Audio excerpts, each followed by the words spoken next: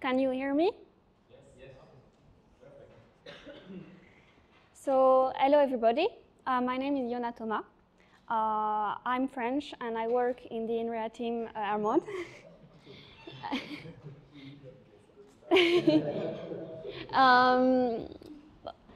Most of the team is not French, so.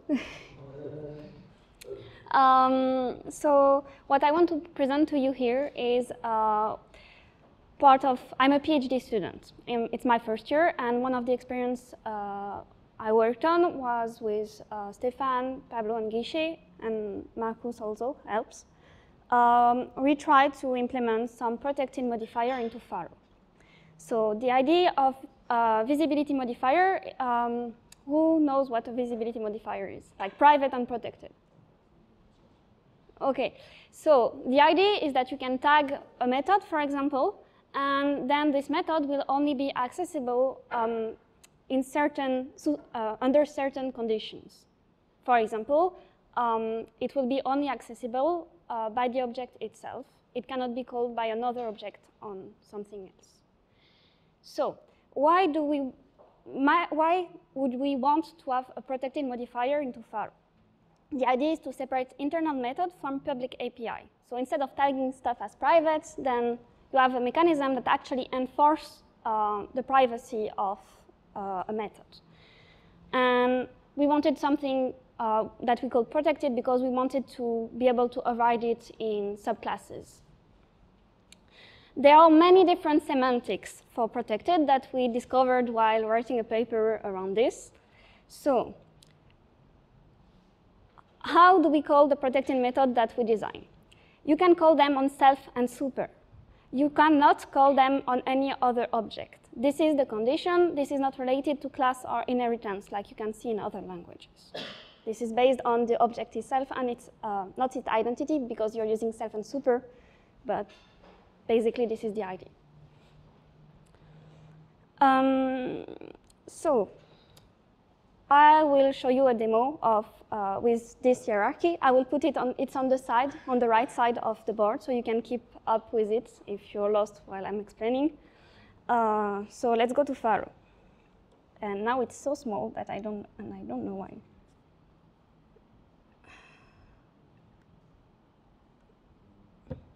Can you read it or no? It's too small. Okay. It's okay.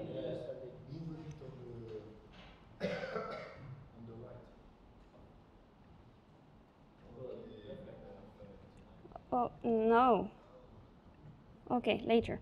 Okay, so how do we want to use it? So the idea to be able to use it is I have two classes, class A and class B. What I want to be able to do is to write normal method like public method, the ones that are accessible anytime, should be, we should be able to write them without doing any additional steps. So I can do this, for example. Now bar is going to be a protected method. So I want to write bar. And the only thing I have to do to get it to be a protected method is to add a pragma. And then I can return 11. Then Calypso is crashing because I'm playing with the method dictionary and I haven't fixed that yet. So don't look too much at this for now. I will explain later why it displays that. But now we have compiled our protected method. And now what I can do, what I can show you is that we can take an instance of A here. And I can do foo. And this is going to give me 11 because it calls bar. But if I try to call the method bar directly, I will get an error message, does not understand.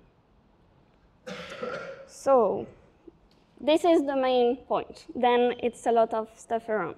So what else can we do? So the second example that I have is a method foobar, which is also protected in the class A. You can see it here. So if I implement foobar, 36, Calypso crashes, and then if I try to call it on A, it doesn't work. But I have already implemented all the method in the class B so that we don't lose too much time, because I only have 10 minutes. So what we can do is now we take an instance of B, and we can call foobar on this one, because I declared foobar as not protected in the subclass. So you can open up a method. You cannot close it, because then it causes a lot of, like, we don't want you to close it, because then you have a lot of weird things happening with inheritance and dynamic lookup. Then among the other examples that I have is if I try to call bar on a new, which is not self, even if I am in the subclass, this is not going to work, because a new is not self or support, so it doesn't work. The last one that I have is sum, which is also which is, okay. So self foo is going to return self bar, and it's going to work, and bennu foo is going to work because this is public.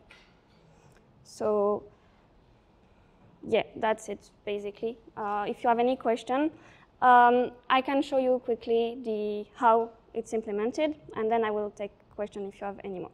So basically the idea is we hacked into the compiler, and we added a hook on parsing, which allows us to modify the AST, and we add a prefix on all the messages sent to super or self. So this is what I show here in red. So on the left side, I have self bar, and once I'm using my compiler plugin, then I get self __ bar. So that's one part.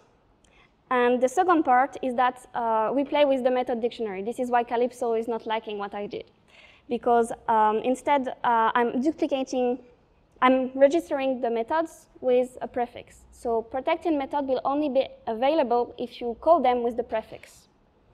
So for example, the method bar is only registered with the prefix. Foo is public, so it should be callable from either the public, like any call site, whether it's self, super, or anything else. So we have the version with the prefix for self and super call sites, and we have the version without the prefix for all the other call sites. And that's it for the implementation. Do you have any question? We got 2 questions. Okay.